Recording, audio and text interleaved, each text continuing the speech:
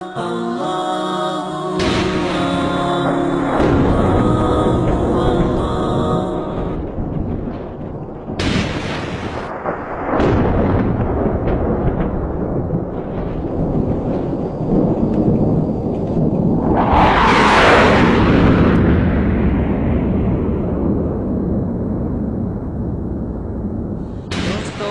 ہم ایک ایسے صاحب سے ملانے جا رہے ہیں جو ڈنکے کی چوٹ پر اعلان کرتے ہیں کہ یہ 11ویں 12ویں چھلا چھٹی انگوٹھے چومنا نہ فرض ہے نہ واجب ہے، پھر بھی وہ قوم کو اسی پر کاربند رہنے کی تلقین کرتے ہیں۔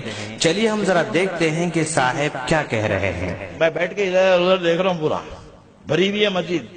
جیسے ہی درود شریف ہوا اور مؤذن نے اذان دی تو دنادن چلنے لگا، تو ایک ہی وقت میں جائزہ لے لیا کتنے چومے کتنے ہاتھ چھوڑ دیے۔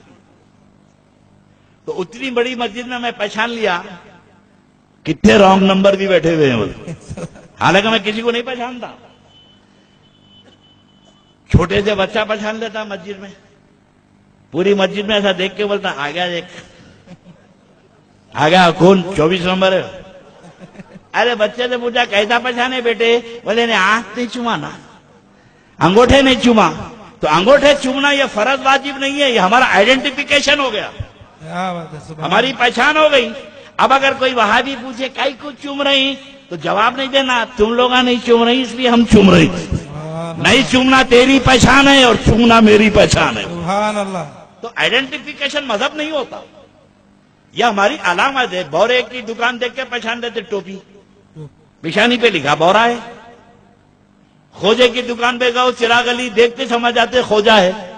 ہر آدمی اپنی وضع خطا سے پہچانا جاتا ہے۔ تو 11ویں اور 12ویں فاتحہ چیلوم زیارت نہ یہ فرض ہے نہ واجب ہے، یہ ہمارا آئیڈینٹیفیکیشن ہے، سبحان اللہ، ہماری پہچان ہے۔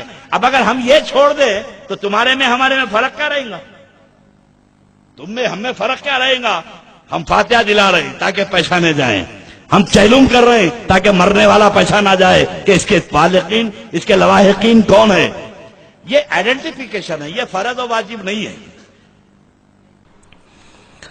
ناظرین، ان کا سنہرا اصول آپ نے دیکھ لیا کہ یہ 24 نمبر والے جو نہیں کرتے وہ ہم کریں گے۔